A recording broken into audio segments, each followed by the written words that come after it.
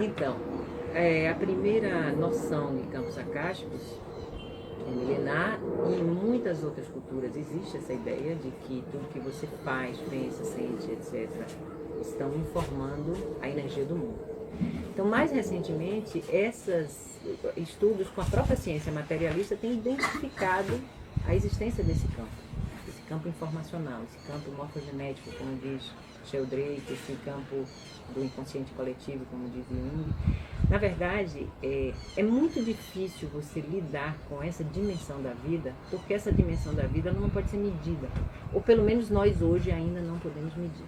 Nós não temos capacidade de perceber esse campo com a clareza que a ciência atual exige.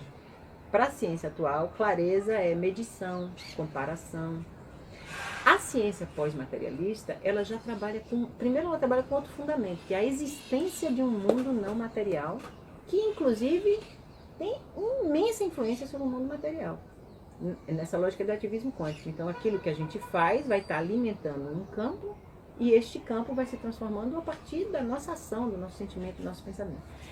Uma ciência pós-materialista, ela precisa criar novos indicadores.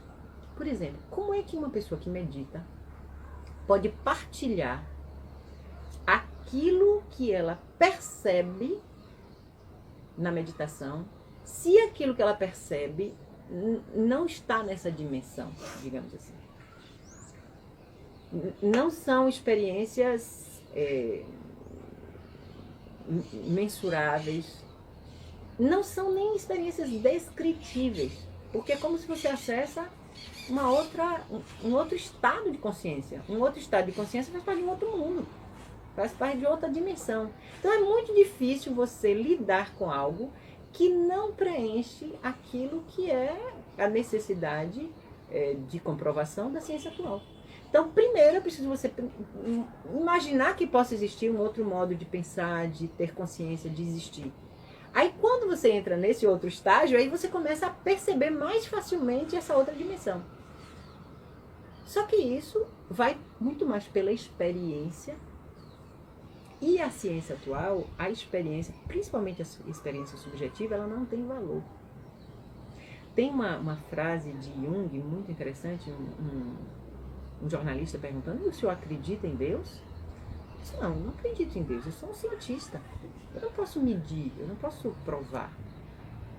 Eu sei que Deus existe. Eu experimento Deus. Essa resposta para mim, ela mostra o seguinte: ele está em outra ciência. Para essa ciência ali que ele estava perguntando, que tem a ver com acreditar, com como é que você comprova, não fazia sentido aquela pergunta. Ele está em outra. Eu experiencio isso. Eu experimento isso. Então, isso está em outra dimensão.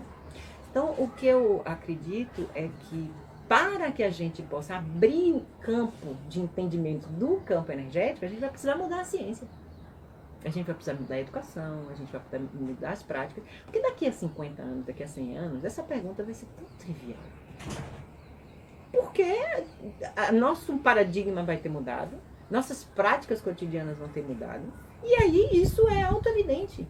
A existência do campo, todo mundo vai estar acessando o campo. Quando a gente pensar em alguém, que alguém ligar pra gente não vai ficar que coincidência, que coisa incrível. Não, a gente sabe que a gente pensou na pessoa, isso ativou o campo dela e ela pensou em nós. Coisa mais trivial. Só que isso acontece com gente que está conectado. Se a pessoa está com essa cabeça confusa a mil, como é que ela vai conectar com o campo do outro que está pensando nela? Então, telepatia vai se tornar uma coisa muito comum quando as pessoas estiverem com uma mente telepática desenvolvida, que é uma mente serena, uma mente focada, uma mente que está em contato com o campo. Percebe? Enquanto nós estivermos enlouquecidos aí com as mil informações, sem nenhuma calma interna, sem nenhum silêncio interno, com essa mente do quarto cérebro pouco desenvolvida, como é que a gente vai ter acesso ao campo mórfico, ao campo acástico, ao inconsciente coletivo, a tudo isso? Então, é preciso desenvolver nossa capacidade para depois começar a perceber. Aliás, na ciência sempre foi assim. Quando a gente descobriu que existia a gravidade, mentalmente a gente prova, a gente mede, começamos a usar a gravidade em mil coisas. Começamos a vencer a gravidade, inclusive. Porque a gente já tem instrumentos para isso. Com o campo mórfico, o campo sutil, como eu chamo, vai acontecer.